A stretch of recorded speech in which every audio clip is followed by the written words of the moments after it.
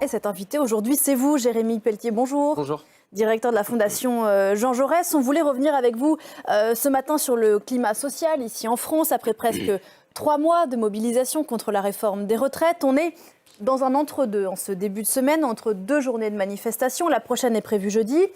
Et la première rencontre entre la Première ministre et les organisations syndicales depuis le mois de janvier. Ça, ce sera la veille, mercredi. Et des consultations avec les groupes politiques qui le veulent à partir d'aujourd'hui. La gauche a dit non, hein, dans l'ensemble, on va y revenir. Bref, une semaine de la réunionnite. Pour dire quoi? Semaine de la réunionnite, surtout. Alors, on va peut-être revenir précisément et vous allez expliquer à ceux qui n'ont peut-être pas tout suivi quel type de décision doit rendre le Conseil constitutionnel, sur quels éléments de la procédure il se prononce et qui est-ce que sa décision pourrait arranger ou pas. Elisabeth Borne, la Première ministre, dit depuis plusieurs jours maintenant vouloir tourner la page de cette séquence. Évidemment, les syndicats sont contre.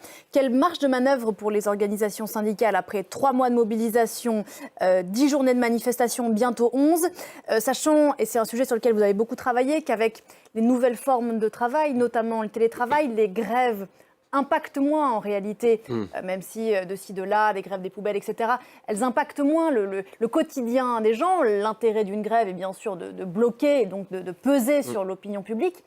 Dans quelle mesure ça joue plutôt en défaveur des syndicats ? Je ne sais pas finalement si ça joue en défaveur quand on voit dans les enquêtes d'opinion l'image des syndicats par rapport aux autres responsables politiques. Le patron de la CFDT, oui, il y a quelque chose qu'ils ont réussi à capter, que l'intersyndicale a réussi à capter, c'est la colère sociale que l'on sentait monter depuis plusieurs semaines.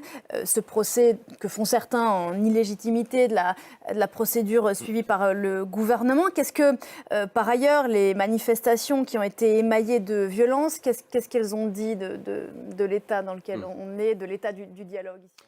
Lui, pour le coup, est-ce qu'il a le moral? Je ne sais pas. En tout cas, il est clairement dans une séquence politique d'affirmation d'autorité très nette, comme vous la lisez, avec cette phrase « Je refuse de céder au terrorisme intellectuel ». Terrorisme.